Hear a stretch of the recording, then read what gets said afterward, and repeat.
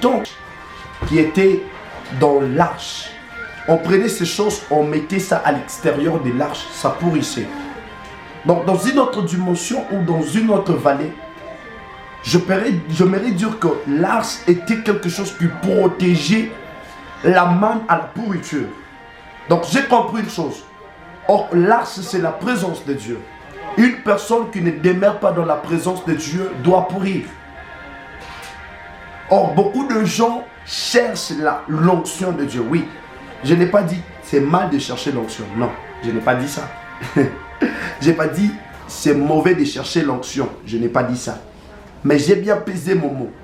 J'ai bien pesé mes mots. Alors, beaucoup de gens cherchent l'onction, mais ils n'aiment pas chercher la présence de Dieu. David est en train de dire quoi? Mieux vaut un jour dans la présence de Dieu que 1000 ans ailleurs. Maintenant, écoutez.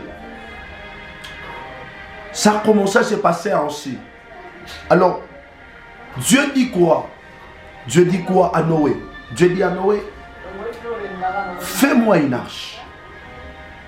Et dans cette arche, tu dois entrer toi, ta famille, ainsi que pour que l'espèce, la nature des animaux ne puisse pas se perdre, tu dois entrer avec deux. Donc, tu peux dire deux en couple. Qu'est-ce que j'aimerais dire par là? En tant qu'enfant de Dieu, en tant que serviteur de Dieu, nous sommes appelés à plus chercher l'intimité profonde avec Dieu. En tant qu'enfants de Dieu, nous sommes appelés à chercher plus la présence de Dieu que l'onction. Alléluia. Maintenant, écoutez, j'étais en train de me poser des questions. La Bible déclare quoi? Le premier miracle que Jésus a accompli, selon la Bible déclare qu'il a changé de l'eau en vin. Ça, c'est selon la Bible. La Bible déclare que c'était à la fête, au fête du mariage, bien sûr, d'où Jésus est arrivé là-bas. La Bible déclare le vin est terminé. Et sa mère était là. Or, ce n'était pas le temps. Comme Jésus lui-même dit, Jésus dit à sa mère, femme, qu'est-ce qu'il y a entre toi et moi? Ce n'est pas mon heure. Mais au moins, Jésus a fait quelque chose. Il a transformé de l'eau en vin. Maintenant, écoutez en moi. La Bible déclare que c'était les premiers miracles que Jésus a accomplis. Maintenant, écoutez. Pierre était là, non? Pierre était là avant que Jésus puisse faire le premier miracle. Donc, si je m'aimerais comprendre très bien, en vérité, ce que Jésus a fait avec Pierre, la Bible déclare pour convertir Pierre, pour que Pierre puisse croire en Jésus, la Bible déclare quoi? C'était là à la mer. Il y avait eu une pêche miraculée. Bon, j'étais en train de me demander, c'était pas pourquoi on n'a pas pris les pêches miraculées de Jésus pour dire que c'était les premiers miracles de Jésus. Mais on a pris d'abord le changement de l'eau en vin qui est le premier miracle. Il y a certaines choses que Dieu met à part. Alléluia. Maintenant, écoutez, selon Ésaïe. Ésaïe dit quoi? Pour qu'une personne, alléluia, pour qu'une personne soit sauvée, il a fallu que l'homme, alléluia, il a fallu que l'homme de Jésus puisse mourir. Selon Ésaïe. Alléluia. Selon Ésaïe. Selon Ésaïe 53. Si vous lisez très bien, la Bible déclare qu'il a fallu que l'homme puisse mourir. Quel est cet homme? Jésus. Puisse mourir afin que le gens puisse réussir la guérison. Maintenant, écoutez ce qui s'est passé avec la femme à la perte du sang. La Bible déclare quoi?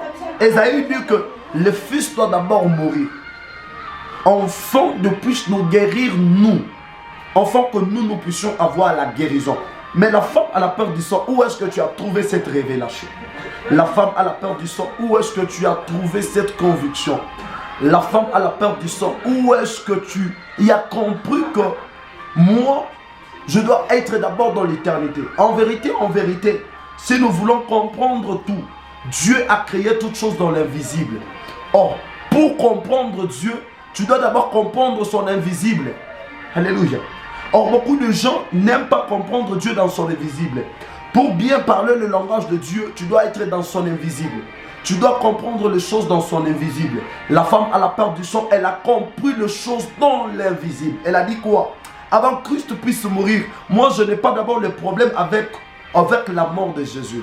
Mais ce qui est mon problème à moi, parce que je viens de la révélation, je connais au moins quelque chose sur ça. Il a dit quoi?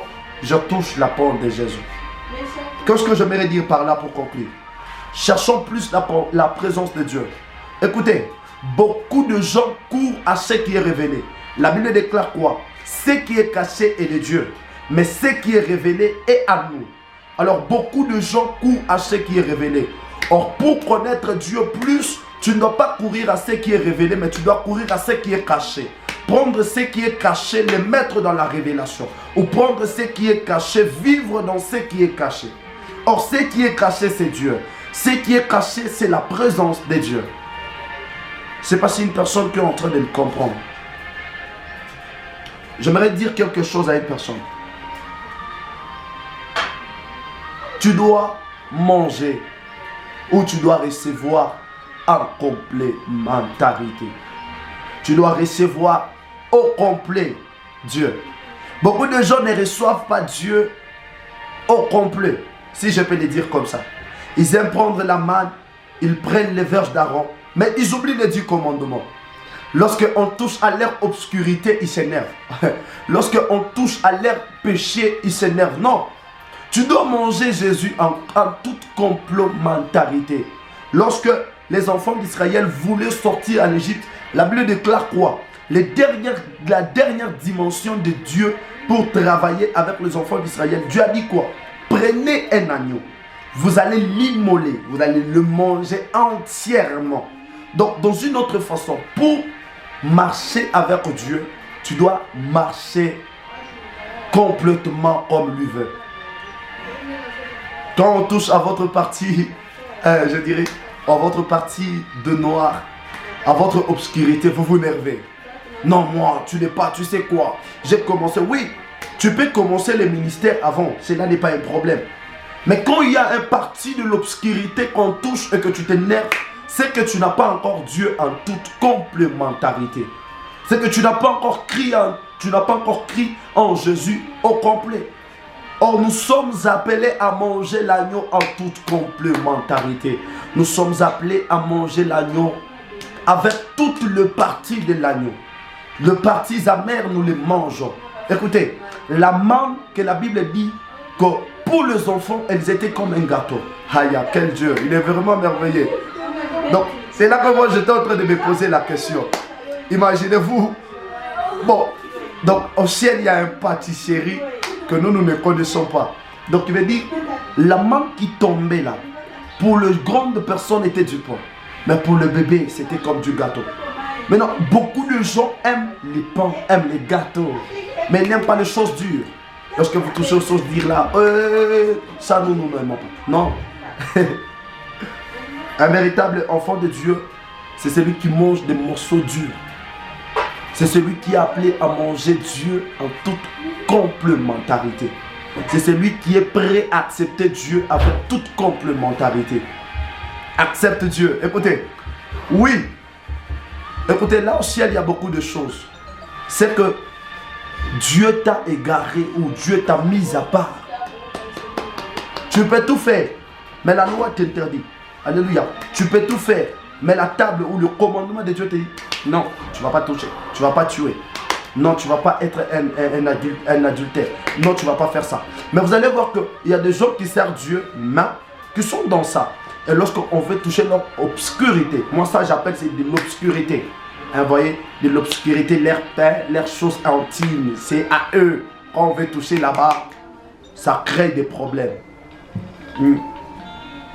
Quand on veut toucher là-bas, ça crée des problèmes. C'est que moi j'aimerais dire à une personne, accepte de manger Dieu en toute complémentarité. Cherche la présence de Dieu, c'est ce qui est très important. Une personne qui a la présence de Dieu, écoutez, beaucoup de gens prient l'onction, l'onction, l'onction. C'est quoi d'abord l'onction? Alléluia.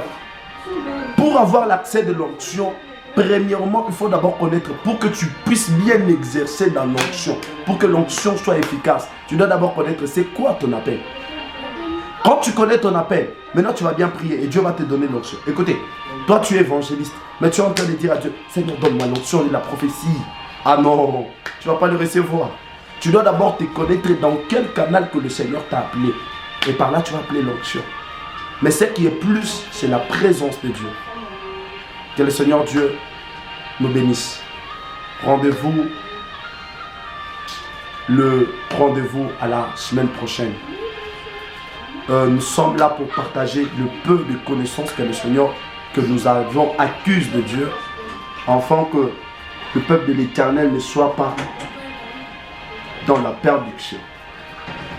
Une des choses que j'aimerais dire à la fin, Jésus est déjà à la porte. Toi qui n'as pas encore donné ta vie à Dieu, ce n'est pas trop tard. Dieu est encore là, il a encore ses mains ouvertes.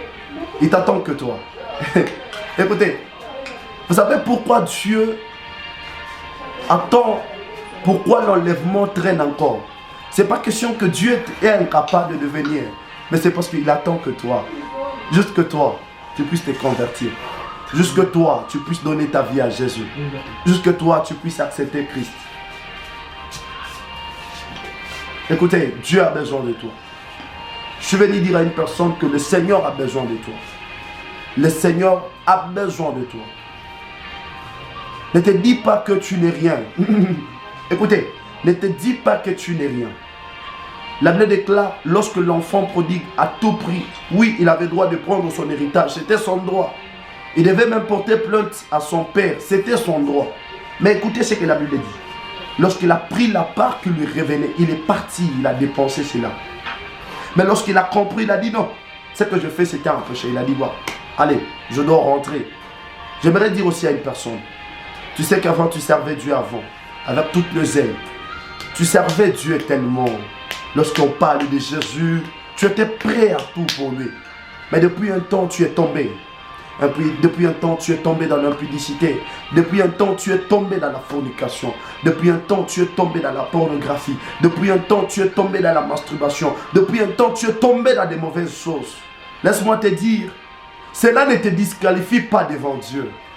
Mais Dieu a besoin de toi. Réponds-toi seulement. Réponds-toi. Et les mains de Dieu sont ouvertes. Que le Seigneur Dieu nous bénisse abondamment. Ciao.